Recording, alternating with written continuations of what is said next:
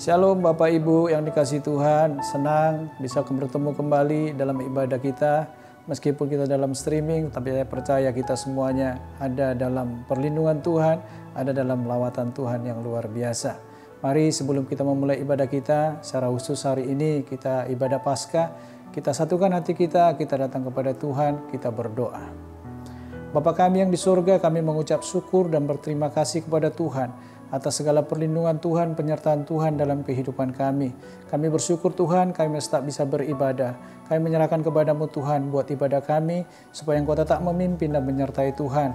Kami menyerahkan kepadamu buat seluruh jemaat-Mu yang saat ini Tuhan menyaksikan streaming ini, supaya Tuhan melawat mereka satu persatu, supaya Tuhan mengurapi mereka, supaya Tuhan memenuhi mereka dengan Roh Kudus-Mu. Bekerja Tuhan dimanapun mereka berada, di rumah mereka masing-masing Engkau hadir dan berkuasa sepenuhnya Tuhan. Kami juga mau menyerahkan kepadamu buat Bapak Gembala kami yang akan menyampaikan kebenaran firman-Mu Tuhan, supaya Engkau yang mengurapi hamba-Mu, memakai hamba-Mu, supaya seluruh kebenaran firman-Mu ini Tuhan benar-benar bisa mengubahkan kami dan juga bisa memberkati kami dan menguatkan kami dalam menjalani hari-hari kami Tuhan. Dan kami menyerahkan kepadamu buat hamba-hamba-Mu yang melayani, pemimpin pujian, pemain musik, semuanya Tuhan Kau urapi, Engkau pakai mereka dengan luar biasa. Biarlah Tuhan ibadah kami ini semuanya mempermuliakan nama Tuhan, dan Tuhan disenangkan dan Tuhan melawat kami semuanya. Sehingga kami Tuhan boleh mengalami perjumpaan dengan Tuhan, kehidupan kami diubahkan Tuhan, dan kami semuanya diberkati Tuhan. Kami serahkan semuanya kepadamu ibadah kami ini, supaya Engkau tetap Tuhan yang menyertai, memimpin, dan jadi sesuai dengan kehendak-Mu. Di dalam nama Bapa, Putra, dan Roh Kudus, dalam nama Tuhan Yesus. Haleluya. Amin. Haleluya, shalom. Shalom. Puji Tuhan, haleluya. Kita akan sama-sama mulai ibadah kita. Kita sama-sama menaikkan pujian untuk Tuhan kita Yesus Kristus. Haleluya.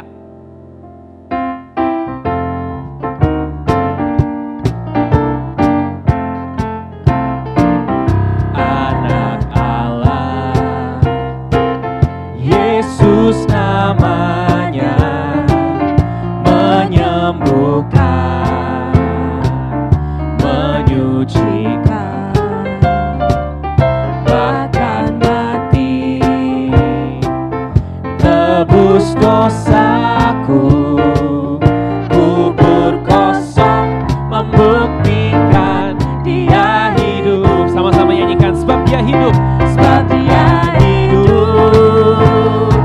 Ada hari esok, sebab Dia hidup.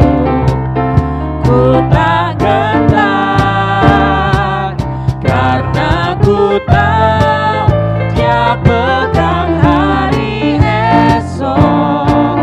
Hidup jadi berarti sebab Dia hidup. Sama-sama nyanyikan, anak Allah.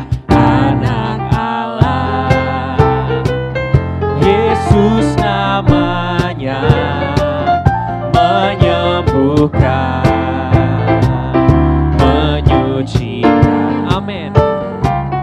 Bahkan mati, tebus dosaku, kubur kosong, membuktikan Dia hidup. Sebab Dia hidup, sebab Dia hidup. Ada hari esok, sebab Dia hidup. Ku tak gentar, karena ku tahu Dia pegang hari esok. Hidup jadi berarti sebab Dia hidup. Sekali lagi, sebab Dia hidup, sebab Dia hidup. Ada hari esok, sebab Dia hidup. Ku tak gentar, karena ku tahu Dia pegang hari esok. Hidup jadi berarti sebab Dia hidup. Hidup jadi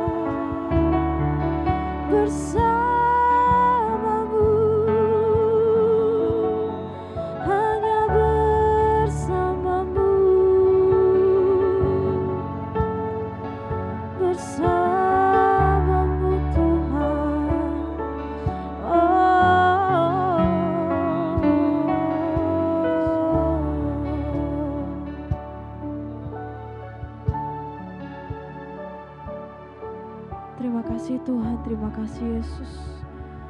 Terima kasih untuk kasih-Mu atas kehidupan kami Bapa. Kami percaya Tuhan, hanya dengan bersama-Mu kami mampu melewati semua Tuhan. Kuasa-Mu yang melindungi kami ya Bapa. Terima kasih Yesus, kami sekarang mau mendengarkan firman-Mu Tuhan. Biarlah iman kami Kau yang perbarui ya Bapa melalui kata-kata-Mu ya Tuhan. Terima kasih Yesus, haleluya, amin. Ibu Bapa yang kami kasih dalam nama Yesus. Kali ini kita belajar seorang murid Yesus yang bernama Kleofas. Memang nama ini tidak sepopuler murid Yesus yang lain seperti Petrus, Matius. Mungkin inilah sebabnya sehingga ada banyak orang Kristen yang kurang mengenal siapakah Kleofas. Namun tidak dikenal bukan berarti tidak penting, sangat penting. Dan Kleofas kita mulai tahu dari kisah bagaimana Yesus naik ke surga. Kleofas dan kawan-kawannya waktu itu sedang berjalan menuju ke kampung Emmaus menjelang sore hari. Secara geografis, kampung Emmaus itu terletak di barat laut Yerusalem, ya kurang lebih antara 11 km. Harapan mereka pupus, sirna, seiring dengan kematian Yesus di atas kayu salib. Anehnya, Lukas tidak mencatat nama rekan Kleofas yang berjalan bersamanya. Seolah-olah ia menempatkan kita sebagai rekan seperjalanan sekaligus merasakan perasaan bagaimana berkobar-kobar hatinya, bagaimana suasana batinnya ketika Yesus tiba-tiba bergabung dengan mereka. Emmaus bisa jadi kampung tempat asal kedua murid itu. Rupanya kedua murid Yesus itu sedang pulang kampung. Sama seperti murid yang lain kembali ke kehidupan semula. Setelah mereka putus asa, tidak punya pengharapan, karena Yesus sudah mati, maka pulanglah mereka ke kampung. Tentu perjalanan itu penuh dengan ketegangan, penuh dengan kekecewaan, penuh dengan keraguan-raguan, dan putus asa. Mungkin keduanya memikirkan hal yang sama. Mengapa Yesus benar-benar mati disalibkan? Seolah-olah mereka tidak percaya bahwa Yesus itu mati. Tapi memang Yesus memang betul-betul mati. Ayat yang ke-21 dikatakan demikian. Padahal kami dahulu mengharapkan bahwa Dialah yang datang untuk membebaskan bangsa Israel. Tapi sementara itu telah lewat 3 hari sejak semuanya itu terjadi. Mereka betul-betul kecewa. Karena memang Alkitab katakan bahwa dia akan bangkit. Tapi kok mati? Saking tegangnya sampai mereka tidak menyadari akan kehadiran Yesus bersama mereka.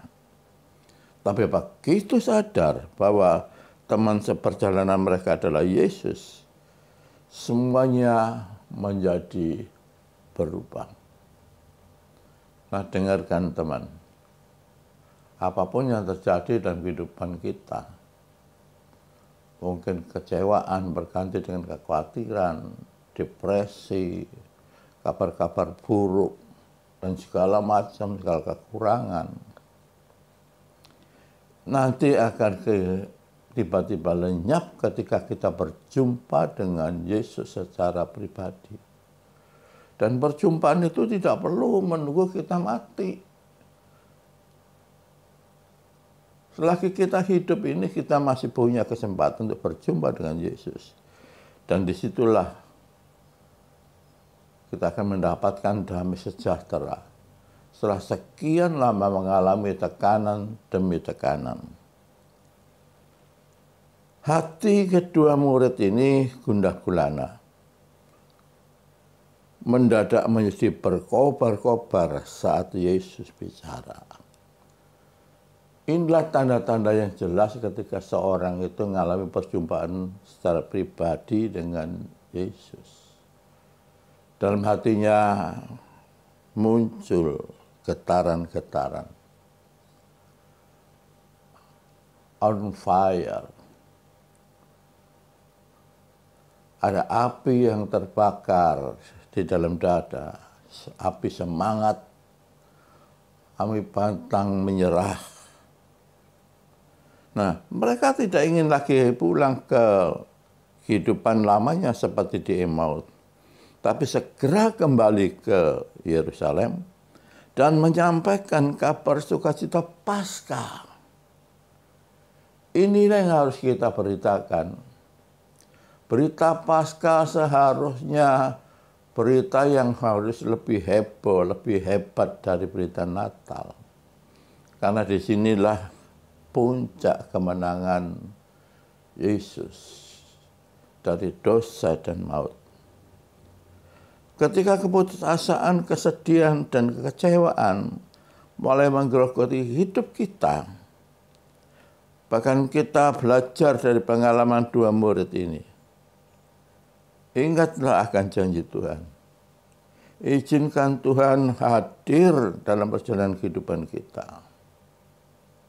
Nah, kenapa kita perlu berjumpa dengan Tuhan secara pribadi?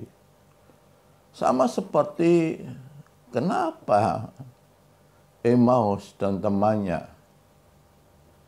itu harus berjumpa dengan Tuhan Yesus supaya hatinya berdebar-debar, on fire, supaya ada semangat kehidupan yang baru. Ada dua yang penting. Satu, kita akan mendapatkan Yerusalem. Dan dari sini kita akan belajar nanti dari Ibrani 7 ayat yang kedua. Yerusalem, apa artinya Yerusalem? Dan yang kedua, kembali ke rencana semula. Efesus 2 ayat yang ke-10. Untuk tahu kembali kepada rencana Tuhan semula, kita harus membaca ayat ini. Efesus 2 yang ke-10. Jadi upah perjumpaan secara pribadi dengan Yesus itu ada dua hal yang penting.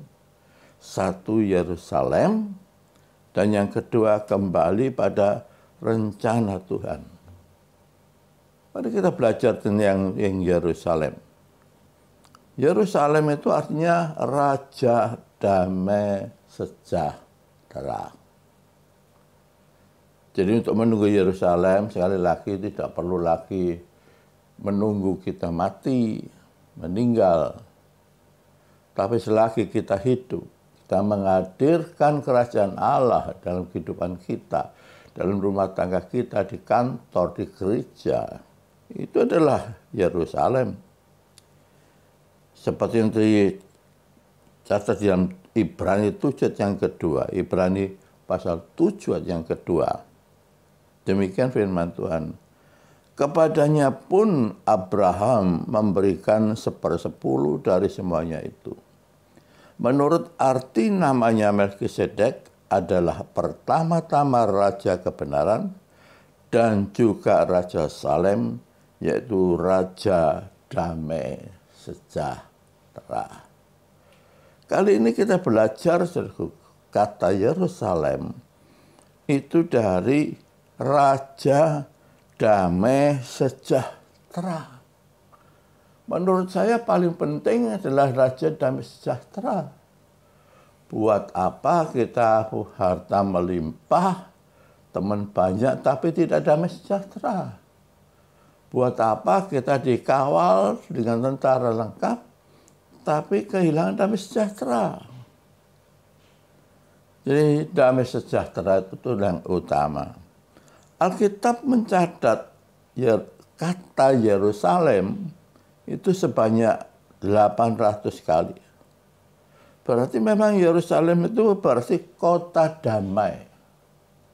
Yerusalem itu artinya kota damai. Ini harus kita miliki. Jika kita memiliki perjumpaan dengan Tuhan, kita akan memperoleh Yerusalem, memperoleh damai sejahtera. Nah, damai sejahtera itu bukan karena tidak ada masalah atau musuh. Kita tetap mendapatkan damai sejahtera walaupun sedang menghadapi masalah, termasuk virus corona.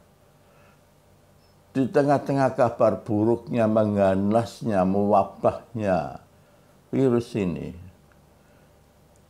orang yang dekat dengan Tuhan, orang yang melekat dengan Tuhan, yang mengalami perjumpaan dengan Tuhan secara pribadi, akan tetap mengalami damai sejahtera. Percayalah bahwa corona akan berhenti dengan sendirinya. Kunci-kunci, semua model kunci, gembok, selalu ada kuncinya. Tidak pernah pabrik itu membuat gembok tanpa anak kunci. Demikian juga persoalan pasti ada yang bukanya. Kalau tidak hari ini, besok, tidak besok lusa. Atau cepat atau lambat, Tuhan akan bekerja yang mendatangkan kebaikan bagi mereka yang mengasihi Dia. Kalau ada orang Kristen belum merasa damai sejahtera, berarti, maaf ini, mungkin dia belum memiliki perjumpaan pribadi. Ada seorang bernama Dorothy Thomas. Dia ngomong begini, damai itu bukan berarti tidak ada konflik, tapi adanya kemampuan untuk mengatasi konflik. Setiap gembok yang dibikin, yang dibuat, model apa saja, ukuran apa saja, selalu ada anak kuncinya. Selalu ada anak kuncinya. Damai tercipta dengan sendirinya bila Kristus ini hadir di tengah-tengah kehidupan kita, dalam hati kita. Diredakanlah badai, disembuhkanlah yang sakit. Bahkan orang mati pun dibangkitkan. Jangan pernah ragu. Memang sekarang ini orang kaya takut. Orang yang punya ilmu takut. Orang Kristen sendiri banyak yang takut. Ada yang pergi ke Yerusalem pulang bawa corona. Seolah-olah tidak ada tempat yang aman. Percayalah, di dalam Tuhan Yesus adalah tempat yang paling aman. Disambutnya dengan sukacita mereka yang kembali. Diberkatilah si miskin yang terlantar. Yatim piatu akan ditolong Tuhan. Lalu umatnya dibuat tertawa dan tersenyum. Ada saatnya itu. Itu yang pertama. Yang kedua, kembali pada rencana Tuhan. Efesus 2 yang ke-10, demikian firman Tuhan. Karena kita ini buatan Allah, diciptakan dalam Kristus Yesus untuk melakukan pekerjaan baik yang dipersiapkan Allah sebelumnya. Ia mau supaya kita hidup di dalamnya. Saya ulang, karena kita ini buatan Allah, diciptakan dalam Kristus Yesus untuk melakukan pekerjaan baik yang dipersiapkan Allah sebelumnya. Ia mau supaya kita hidup di dalamnya. Saudara, Tuhan itu senang kalau hidup kita itu happy. Dan Dia tidak akan memberikan kehidupan yang buruk. kita mau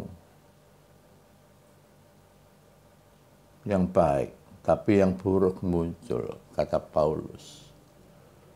Tetapi di sini ayat ini mengingatkan kita semua bahwa Tuhan itu cuma menciptakan yang baik. Dia pingin, dia rindu, dia berkehendak supaya kita ada di dalamnya. Kalau ada orang Kristen hidup tidak sesuai dengan apa yang sudah Tuhan kehendaki, lebih baik kita mawas diri, koreksi diri. Lebih baik kita berjuang lagi. Bukan berarti kita gagal. Kita masih kurang maksimal di perjuangan kita. Perjumpaan Tuhan secara pribadi akan membentuk karakter kita menjadi serupa dengan Kristus. Kenapa? Kan orang dunia itu tidak tahu siapakah Yesus. Yang orang dunia tahu Yesus itu Tuhannya orang Kristen. Tapi tidak ngerti karyanya. Siapa lagi kalau bukan kita yang memberitahu? Siapa lagi kalau bukan kita yang pergi untuk memberitahukan? Buka hati untuk dia. Mintalah ia menyatakan rencana yang hidup kembali ke Yerusalem, yaitu kehidupan bersamanya. Banyak orang merasa sudah benar, sehingga tidak mau mengubah cara hidupnya. Ini keliru.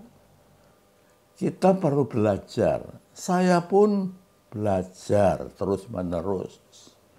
Belajar itu tidak menunggu usia.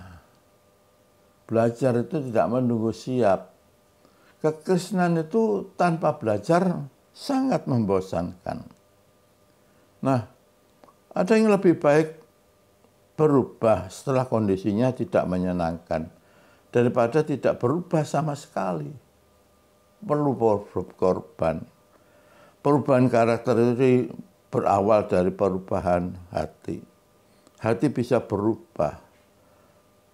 Bahkan gampang sekali berubah. Mungkin bagian-bagian yang lain kita bisa pergi ke dokter. Tapi hati harus kembali kepada Yesus.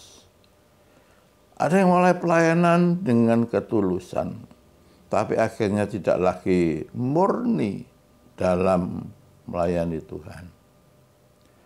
Kolose 3 yang ke-10. Kolose 3 yang ke-10, demikian firman Tuhan. Dan telah mengenakan manusia baru yang terus-menerus diperbarui untuk memperoleh pengetahuan yang benar menurut gambar kaliknya. Jadi berubah itu bukan cuma penampilan saja, tapi juga karakternya. Justru yang terpenting itu perubahan karakter.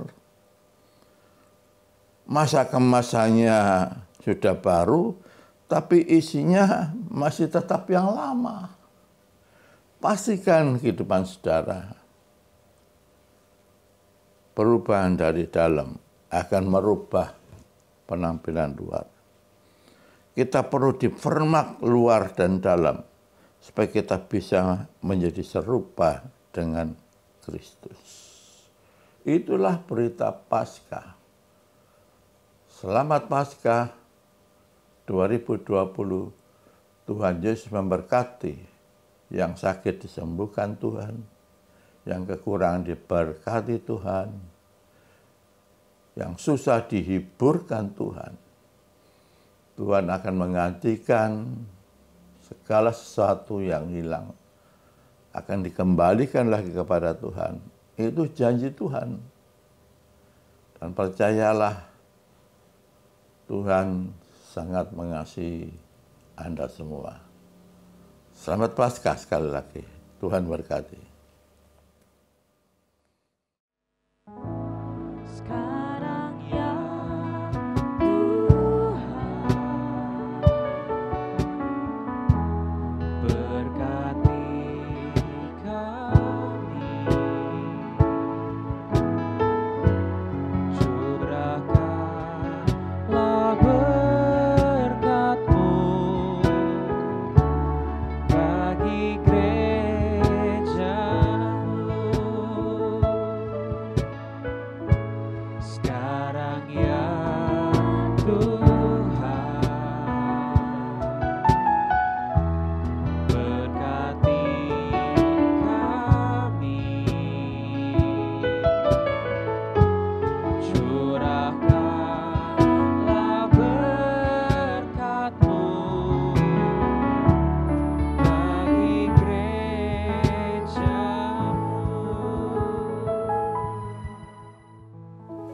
Pulanglah dengan damai sejahtera.